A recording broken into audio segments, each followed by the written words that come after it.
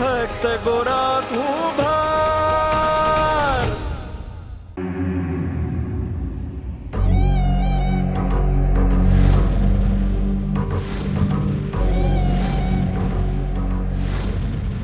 પગલા, તું મને કઈ જગ્યાએ લઈને આવ્યો છે? અરે તમે આવો તો ખરા, તમારી હંધીએ તકલીફો દૂર થઈ જાય. બસ થોડા કાવડિયા થાય. એ તો ઠીક છે, પણ તને બહુ વિશ્વાસ છે આની પર? હા, આ બાપજી છે જેવા. તમારી હંધીએ તકલીફો કહી દીધી છે. હા જુઓ, એની જ તૈયારીઓ હાલી રહી છે.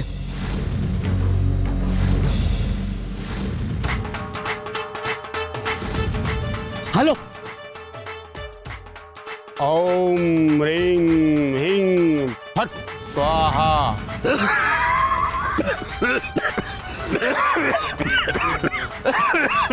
પગલા, કઈ જાતનો બાવો છે?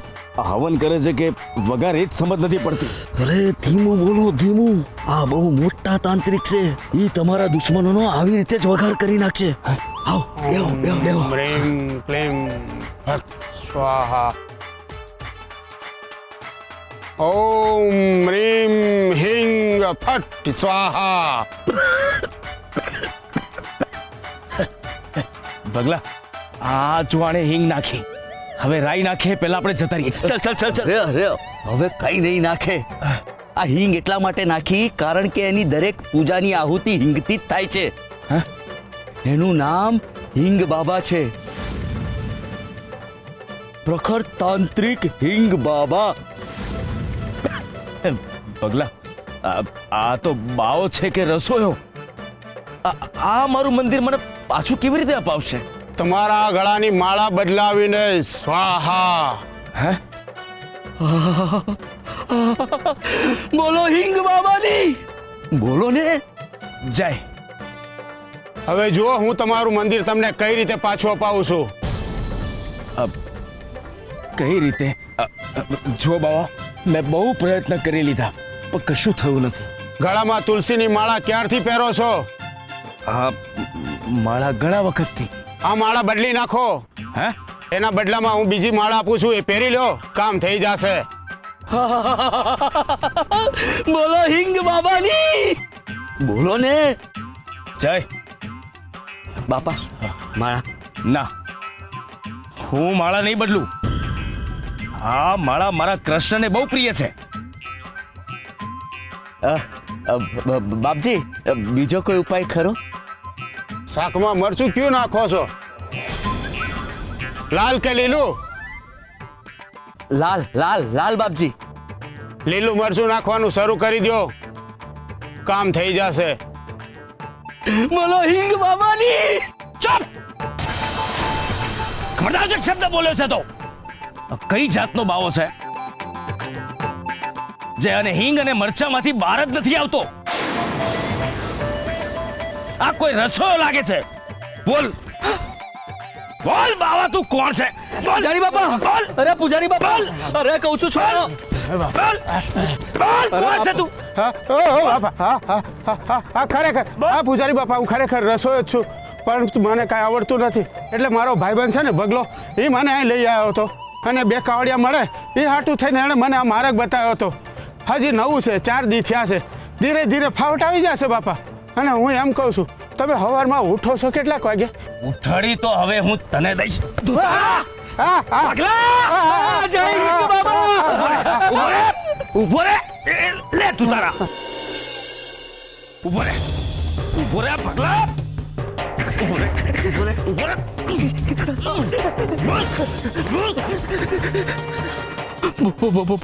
ભૂલ થઈ ગઈ બાપા, ભૂલ થઈ ગઈ. માફ કરજો બાપા, ભૂલ થઈ ગઈ. પગલા, તને મારી પીડાનો અંદાજો નથી.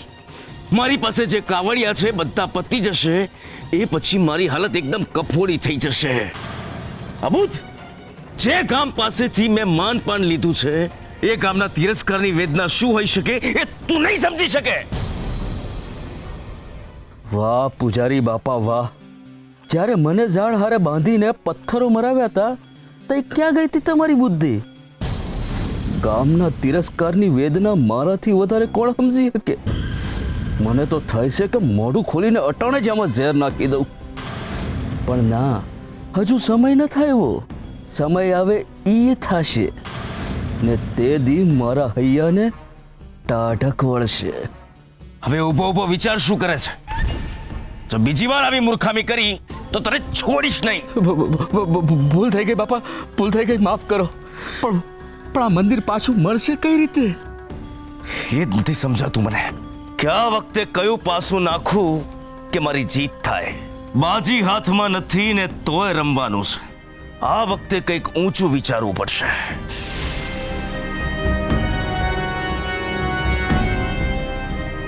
ત્યાં શું જુએ છે? ઊંચું. ભૂલ થઈ ગઈ બાપા, ભૂલ થઈ ગઈ.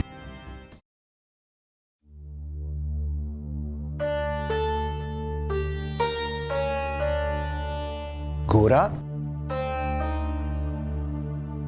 ગોરા, જિનકી, તમે લોકો આ સમયે અહીંયા, અને એ પણ એકલા?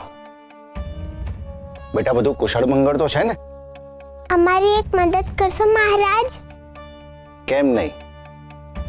પ્રજાની મદદ કરવી એ તો મારું કર્તવ્ય છે બેટા. બોલો, શું મદદ કરી શકું છું તમારી?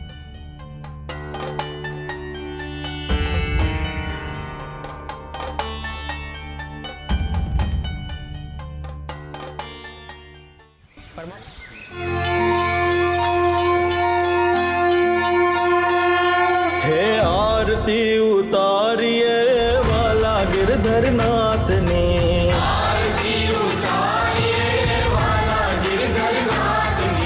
યશોદાના લાલની, દ્વારિકાના નાથની.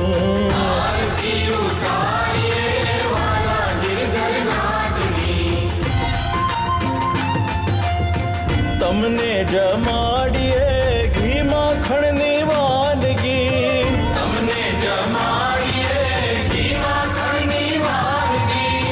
થાળ પકવાન ને તાંબુલ ધરાવી, થાળ પકવાન ને તાંબુલ ધરાવી. યશોદાના લાલની, દ્વારિકાના નાથની, યશોદાના લાલની, દ્વારિકાના. હે આરતી ઉતારીએ વાલા ગિરધરનાથની, યશોદાના લાલની, દ્વારિકાના નાથની. આરતી ઉતારીએ વાલા ગિરધરનાથની. બોલો કૃષ્ણ કનૈયા લાલની જય જય શ્રી કૃષ્ણ. જય શ્રી કૃષ્ણ. જય શ્રી કૃષ્ણ. જય શ્રી કૃષ્ણ. જય શ્રી કૃષ્ણ. જય શ્રી કૃષ્ણ. હું પંડિત ગિરધરદાસ, આ કૃષ્ણ મંદિરનો પૂજારી હોવાના નાતે હું તને આદેશ આપું છું કે આજથી તને ને તારા પરિવારને આ મંદિરમાં આવવાની મનાઈ છે.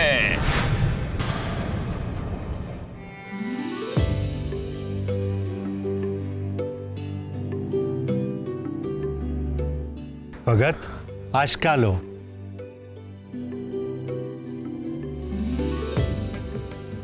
પહેલી વાર આ મંદિરની આ હરિની આરતીની આસ્કા લેસી પુલકેશીભાઈ.